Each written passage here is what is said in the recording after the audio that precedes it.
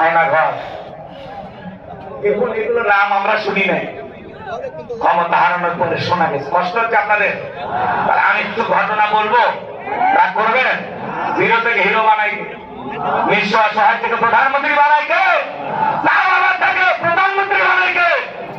এদেশের সাবেক প্রধানমন্ত্রী শেখ হাসিনাকে ফাঁসির রায় দেওয়া হয়েছে।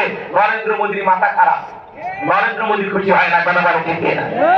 পুরো বিশ্ব তাকিয়ে দেখলো, যারা বিচারক তাদেরকে বিভিন্ন ভারতের নাম্বার থেকে যারা বিচারকের দায়িত্ব পালন করেছেন তাদেরকে হুমকি দেওয়া হয়েছিল যে এখনো সময় আছে, আপনার রায় থেকে সরে আসেন, আপনাদের পরিবারকে গুম করা হবে, আপনাদের উপরে বোমা নিক্ষেপ করা হবে। এই বিচারকদেরকে আমরা ধন্যবাদ জানাই, সেলুট জানাই, তারা আপোষ করে না, কথা বলেন ঠিক না? আর আমি আশ্চর্য হয়ে গেলাম, ওনার যিনি আইনজীবী, কথা বলেন নাই, শেখ হাসিনার যিনি আইনজীবী, ওই কথাটা বলতেছে এর আগে আমি কষ্ট পেয়েছি, আবার মুশকিল করে হাসতেছে। মানে উনি বলতেছে এর আগে আমি কষ্ট পাইছি, আবার মনে মনে হাসতে। সাংবাদিকের বলতেছে এই রায় নিয়ে আপনি কি সন্তুষ্ট? না, বলতেছে আমি কষ্ট পাইছি, কষ্ট পাই আবার মুখে হাসি। তার মানে ওই বেচারা নিজেও খুশি।